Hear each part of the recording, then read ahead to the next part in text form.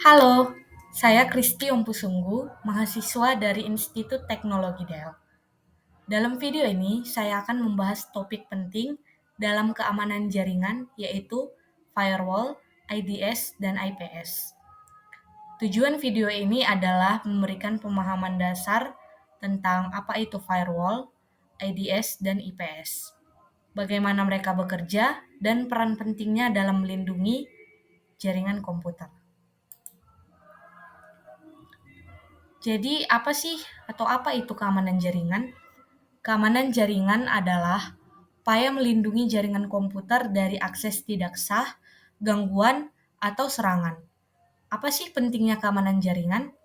Nah, dalam era digital, ancaman seperti malware, phishing, dan hacking itu semakin kompleks sehingga keamanan jaringan menjadi prioritas. Masuk ke firewall. Apa sih firewall? Jadi firewall itu adalah perangkat atau sistem yang memantau dan mengontrol lalu lintas jaringan berdasarkan aturan keamanan yang telah ditentukan.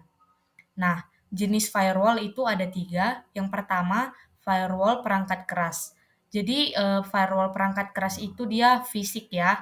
Nah, biasanya digunakan di perusahaan-perusahaan besar. Yang kedua itu ada firewall perangkat lunak. Nah, kalau firewall perangkat lunak ini diinstal di komputer ataupun server. Dan yang ketiga itu ada firewall berbasis cloud, itu untuk layanan berbasis cloud.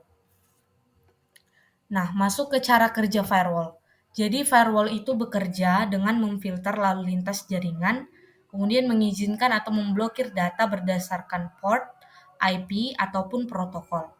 Contoh penggunaan firewall yang saya ambil itu ada 2. Yang pertama itu melindungi jaringan rumah dari serangan malware, dan yang kedua itu ada menyaring akses ke situs web berbahaya seperti di perusahaan.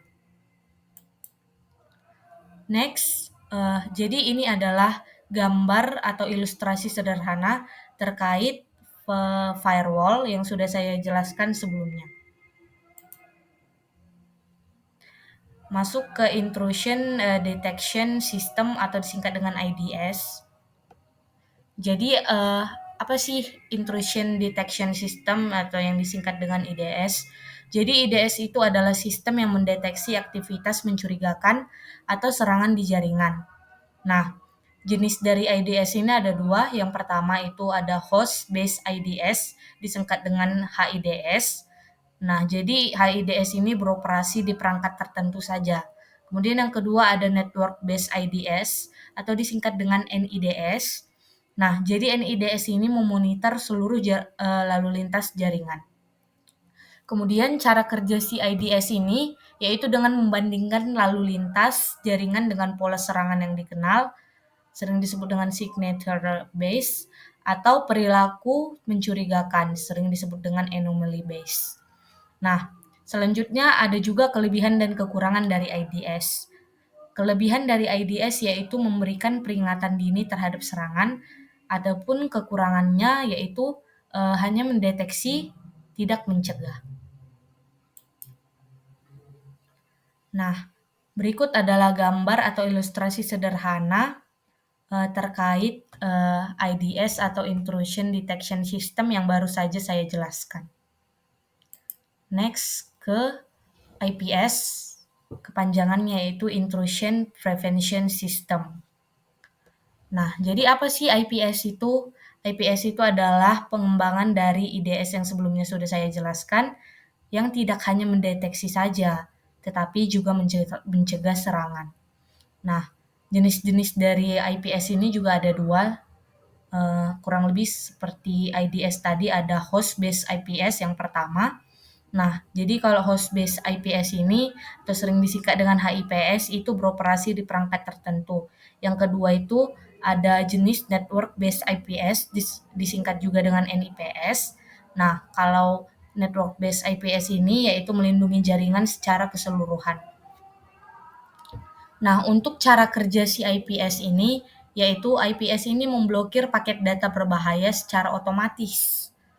Adapun formula dari Intrusion Prevention System atau IPS ini yaitu IDS atau Intrusion Detection System ditambah dengan firewall. Nah, maksudnya di sini adalah IPS itu menggabungkan kemampuan deteksi ancaman dari si Intrusion Detection System atau IDS dengan kemampuan pencegahan ancaman dari firewall. Nah, jadi si IDS berfokus pada mendeteksi aktivitas mencurigakan, sementara firewall memblokir akses yang tidak sah. Nah, jadi IPS mengintegrasikan kedua fungsi ini untuk mendeteksi sekaligus memblokir serangan secara proaktif. Kemudian masuk ke kelebihan dan kekurangan IPS. Jadi yang pertama itu kelebihan dari IPS itu ada proaktif dalam mencegah serangan. Yang kedua itu kelebihannya ada mengurangi risiko gangguan operasi. Nah, untuk kekurangan dari IPS yaitu memerlukan konfigurasi yang tepat agar tidak memblokir lalu lintas yang sah. Berikut adalah gambar atau ilustrasi sederhana terkait penjelasan yang baru saja saya jelaskan, yaitu Intrusion Prevention System, (IPS).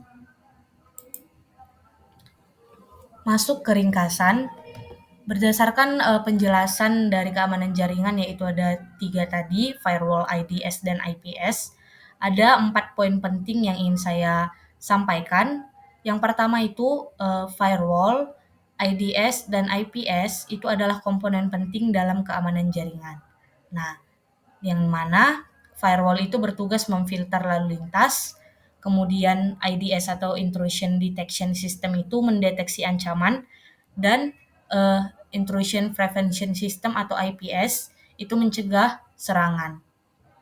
Nah, dengan konsep IPS sama dengan IDS ditambah dengan firewall, IPS mampu memberikan perlindungan menyeluruh dengan mendeteksi dan memblokir ancaman yang lolos dari firewall biasa.